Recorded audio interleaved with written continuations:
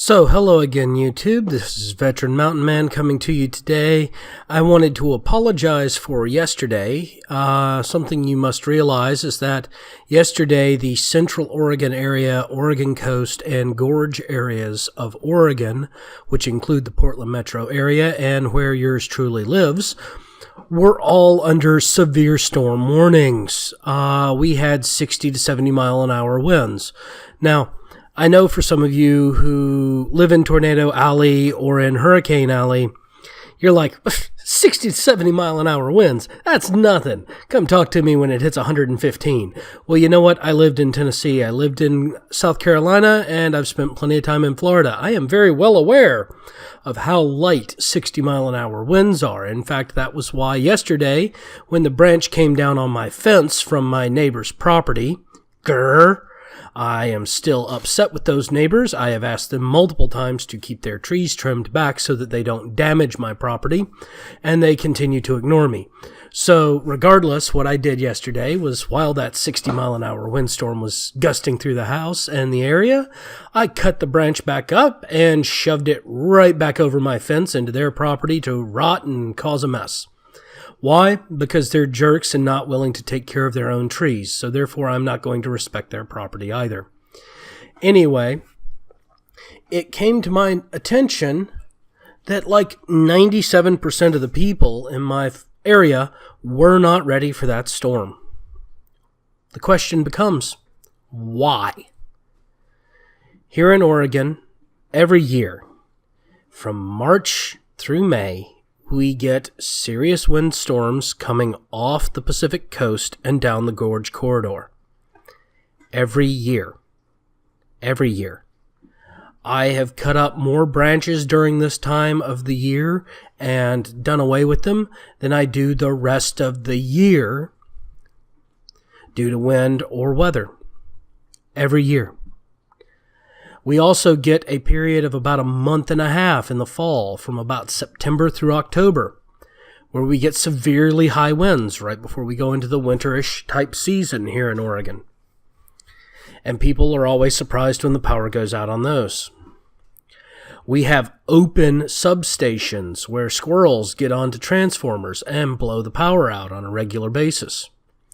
So why are people not actually prepared for this stuff? Well, I think a lot of it comes down to the fact that it doesn't happen every day for them. And so, because it's not an everyday concern, they can completely ignore it because it's not an everyday concern. And see, this is actually a foolish mindset. Because what you're doing is you're ignoring what happens on a repeatable, regular occurrence level in favor of an idea that everything is sunshine and lollipops.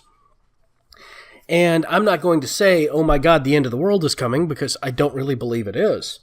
But if I know we can get 60 to 90 mile an hour winds for up to 4 or 5 months out of the year, and I know that it's going to drop branches and shut down power and knock over trees and everything else, why would I be so foolish as to not have an emergency preparedness kit ready, which includes flashlights, maybe some candles, or some lamp oil for my oil lamps?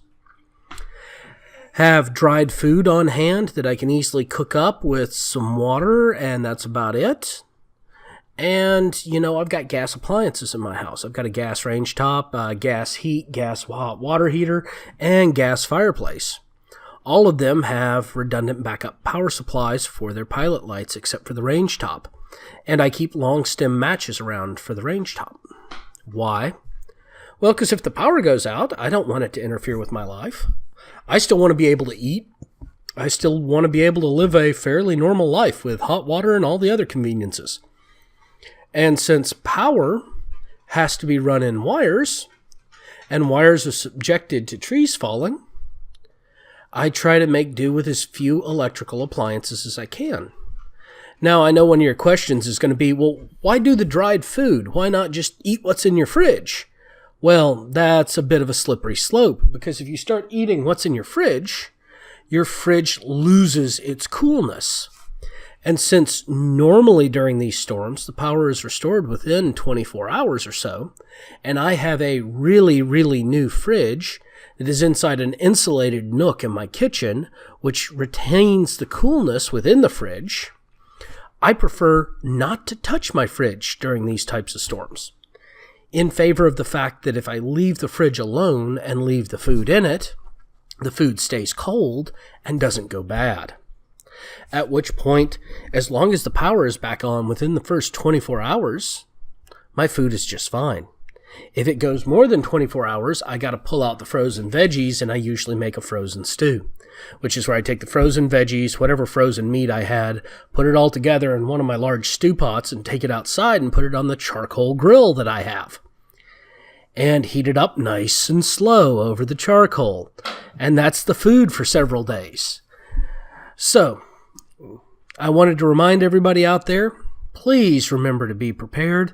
We're not talking about the end of the world here. We're talking about minor inconveniences that could stop you from living your normal day-to-day life.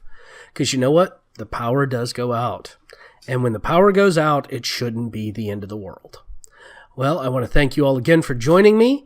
Once again, you can click the link down below at minds.com/veteranmountainman and chat with me about this topic, or you can leave a comment down below here on YouTube.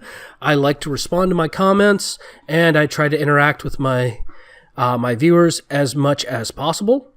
Also, you can head on over to vid.me/veteranmountainman, where I am keeping my archives of this broadcast show. And you can interact with me there. I am trying to get set up so that I can accept tips through vid.me. If I do, then you can feel free to tip me.